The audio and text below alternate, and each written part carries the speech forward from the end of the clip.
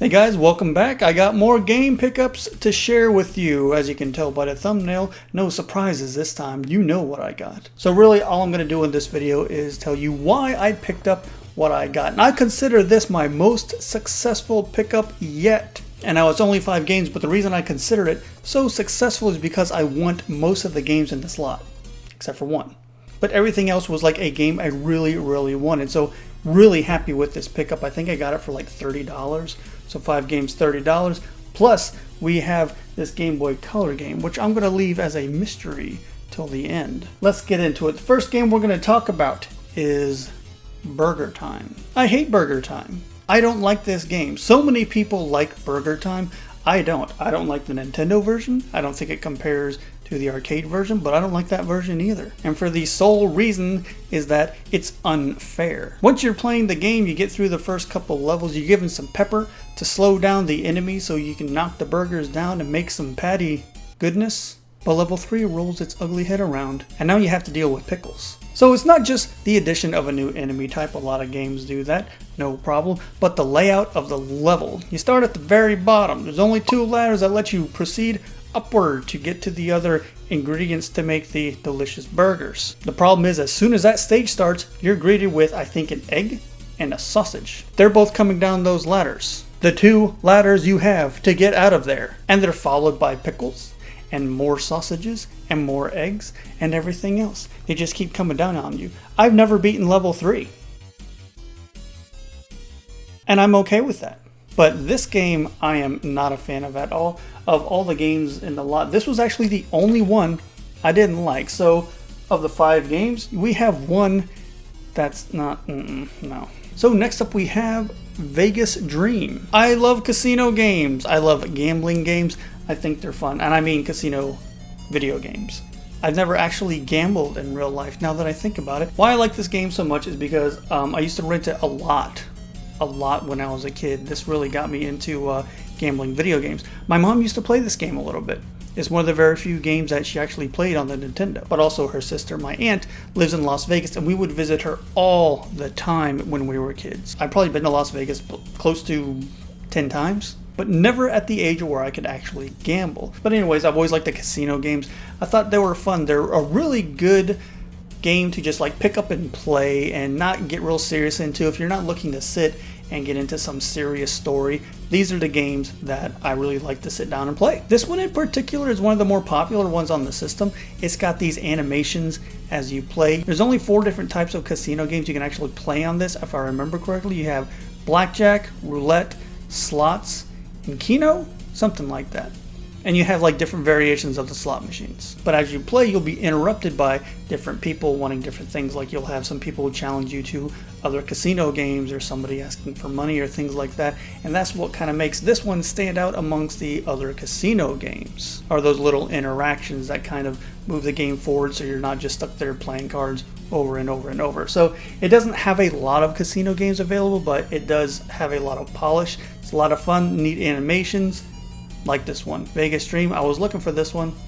I like this game. Third game, we're going to talk about Snake, Rattle, and Roll. This may be the least popular game in the lot that I got here. A lot of people don't talk about Snake, Rattle, and Roll. It's one of the earliest games by Rare. So this is one I didn't own as a kid, but one of the neighbor kids did, and we used to trade games and borrow them back and forth. This is one of the games I used to borrow a lot and sometimes forget to give it back, because I used to have so much fun with it. The music is great, the graphics are really nice, and the gameplay is a lot of fun. It's an isometric view. You play as either Rattle or Roll, a pair of snakes, where the objective is to eat these balls of various kinds in these stages, and then at the end of the stage there's a scale. You have to have eaten so much that your tail is growing longer, so that you hit the bell on the scale and the door opens, you can move on to the next stage. Very quirky gameplay, some weird enemies in this one, like a giant foot that stomps you. Also, there's different varying kinds of balls, like just regular ones, some that fly, some that explode, A lot of different variations on just the smallest details. But one of the things I like most of all about this is the co-op gameplay. You can play 2 players at the same time. And I love co-op games. This is already a pretty difficult game, so adding a second player in there makes it a lot harder. But what's cool about it is that you can help each other out. And say one player isn't as good as eating the dots as the other player. Well, one player can grow really big and the other one not so big, and you can still stand on the scale at the end and beat the stage. I thought that was always nice. So happy I got this. I was actually really looking for it. It took me a while to find a good lot with this in it.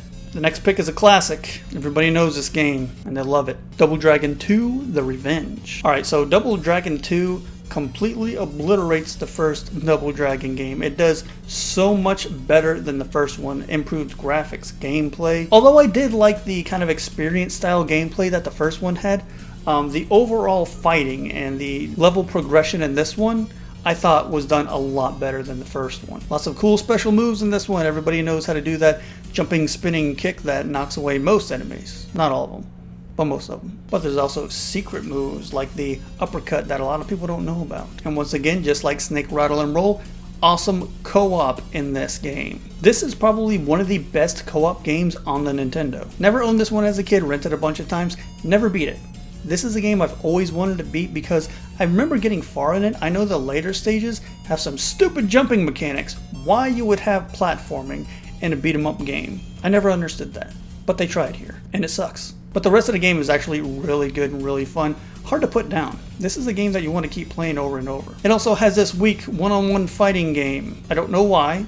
It's not very good, but I remember playing it when I was a kid, and I thought it was cool as a kid. Looking back now, I don't know why I thought that. It's not. And that leaves us with the last of our picks, the Goonies II. I know I rented this a lot as a kid.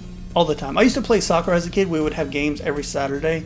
So after the game, I'd always ask my mom, hey, can we go to the video store, rent a game? Whether we won or lost. If we won, I'd say, hey, to celebrate, let's go rent a game. And if we lost, I said, hey, it'll make me feel better if we go rent a game. The Goonies 2 is one I would always rent constantly because I could never beat it. This is a difficult game. It's because you don't know where to go. The map system is not great. Bunch of doors that lead you all over the place. But the gameplay is fun. The jumping is actually really, really good. Some people say they don't like the jumping, but I thought the controlled jumping works really good once you get used to it. A lot of weapons, a lot of items, a lot of variations in enemies. There's a lot of stuff you can pick up, different accessories. And if you like to explore, this is the perfect game for you on the Nintendo. You go all over the place. You start inside a house, you go into some caves.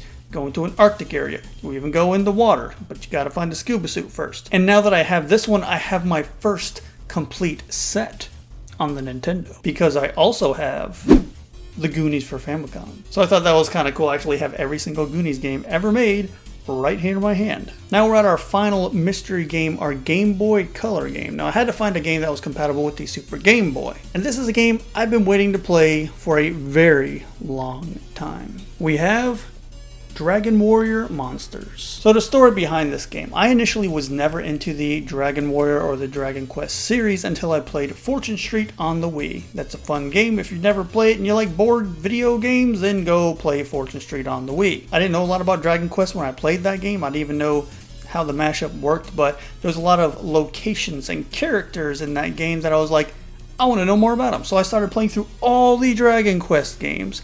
I made it up to 5. I think 6 is next, or this is next. I don't remember. So anyway, along with the regular Dragon Quest games, I saw Dragon Warrior Monsters, and I thought it looked really cool. Not the newer ones so much, not the Joker series, but the older ones looked very similar to Pokemon. Not exactly Pokemon. There's breeding in this.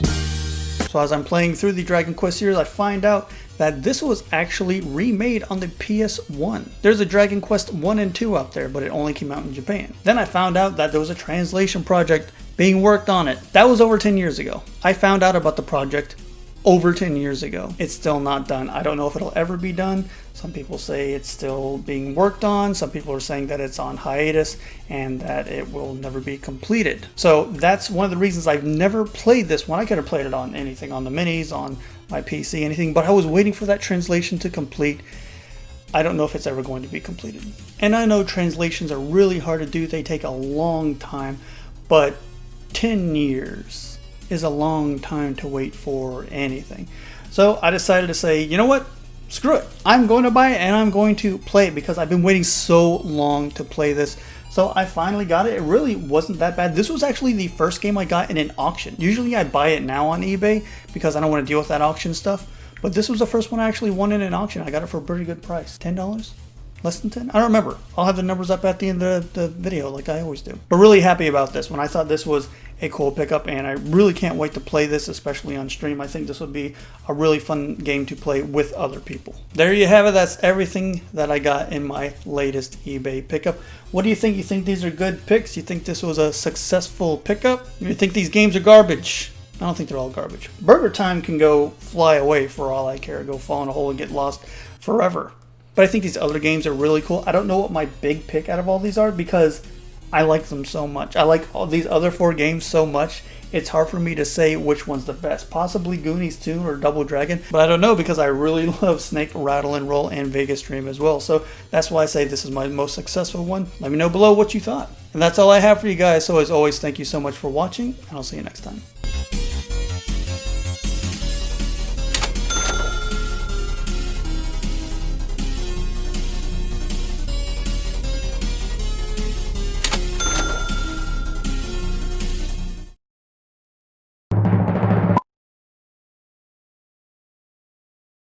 This is the part of the video where I thank those users who support the channel through YouTube memberships and Patreon.